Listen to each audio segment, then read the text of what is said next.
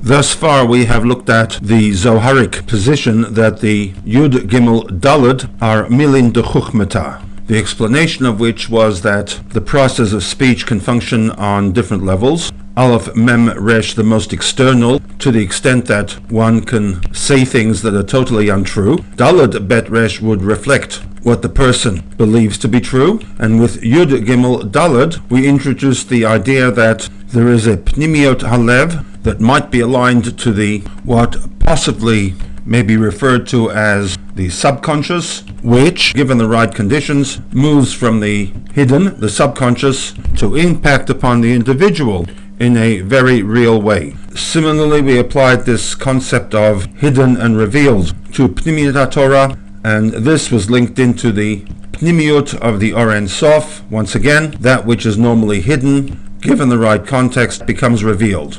In Hasidic terminology, we would refer to this as the Hamshachat Pnimiut Or Ein Sof Begilui, that at certain times, under certain conditions, the Pnimiut Or Ein Sof is drawn down into Olam Hazeh, into a revealed form. In ancient times, this was accomplished through the avoda of the Kohen Gadol on Yom Kippur. It takes the form of what we refer to as a nes, a miracle, for those who wish to believe in nisim, post-Churban, the anticipation and expectation that the revelation of Pnimiut Or Ein Sof would manifest itself in the Yemot HaMashiach, the Messianic era. A textual basis for this link between Yud Gimel Daled, the Milin de Chuchmata, and the Hamshachat Pnimiut Or Ein Sof Begalui can be traced to a Ma'amar Chazal recorded in the Sifri. In the first half of Dvarim 11 we have the V'haya im Shamoah, in which Moshe sets down the bylaws for the man-God relationship,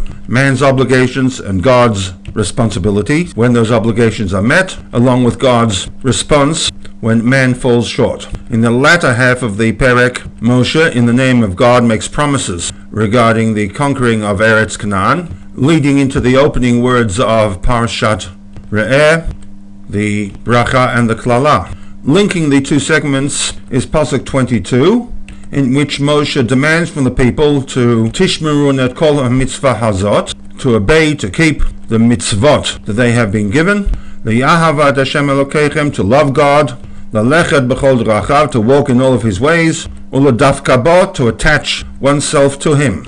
It is this third requirement that the Sifri finds somewhat problematic when it asks rhetorically, V'chi heyech efshar lo la'adam, is it then possible for a human being, la'alot b'marom, to ascend into heaven, ulahidabek bo, and to attach oneself to HaKadosh Baruch Hu, and then proceeds to provide us with two answers. One, attach oneself to representatives of God's word, namely the Talmidei Chachamim, use them as mentors, and in doing so, one can fulfill the requirement of L'dafka bo. A second option quoted by the Sifri comes from the mystics, the Dorshei Rishumot.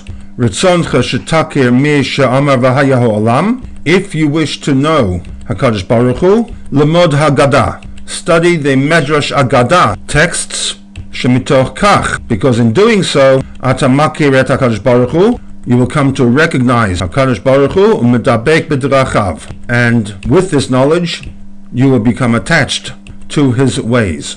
V'im asitem ma she'alechem, and if you do what you need to do with respect to attaching yourself to HaKadosh Baruch Hu, God reciprocates. Afani e'aseh ma she'alai, I, God, will do that which I am obligated to do.